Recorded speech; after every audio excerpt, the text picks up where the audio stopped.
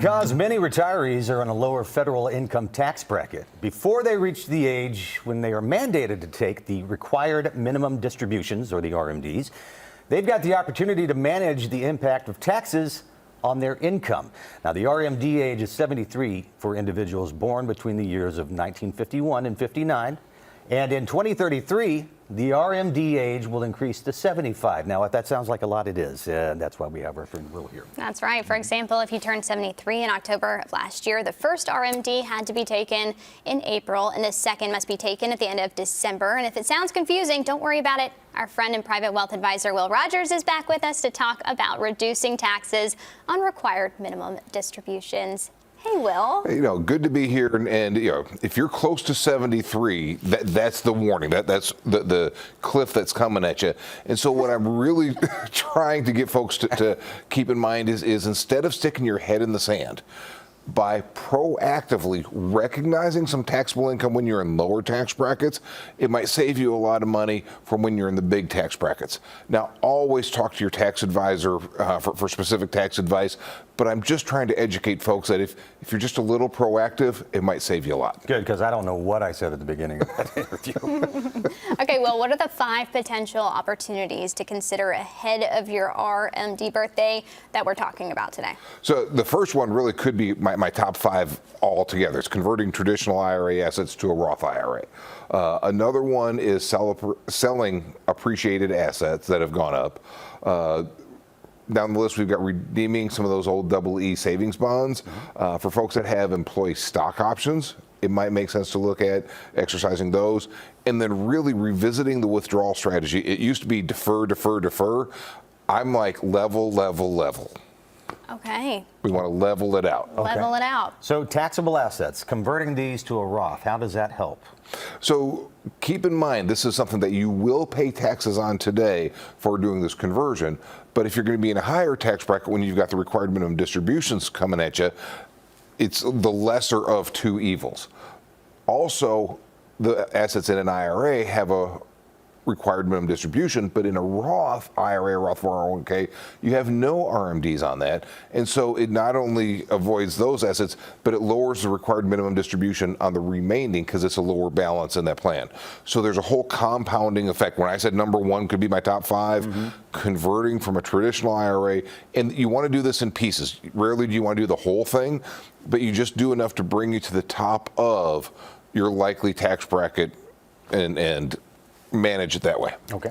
Fascinating. Okay, so tell us about selling appreciated assets. How does that help? Now, this is another good one, too, because a lot of retirees are in an income tax bracket where long-term capital gains have a 0% tax bracket. So you could sell some of these and pay no tax if your taxable income's low enough, but once the required minimum distributions kick in, you're likely in a tax bracket where you're going to have to pay at least 10 or 15% capital gains tax. So if you've got this 0% bracket, take advantage of that where you're stepping up the basis, and even though you're recognizing long-term capital gains, if the tax rate's 0, take the 0, take the gimme. Yeah. And again, if a lot of this is confusing to you, as it is to me, that's when a good tax advisor is here to help you with this too. Let's say that you've got some savings bonds, some older ones here. Now it's time to redeem these. This is good? Again, the same strategy where if you're in a lower tax bracket today, you might be in a higher one in the future, redeeming those EE bonds. And these have often been dust collectors where folks got them as a gift for whatever reason. They do stop earning interest at some point.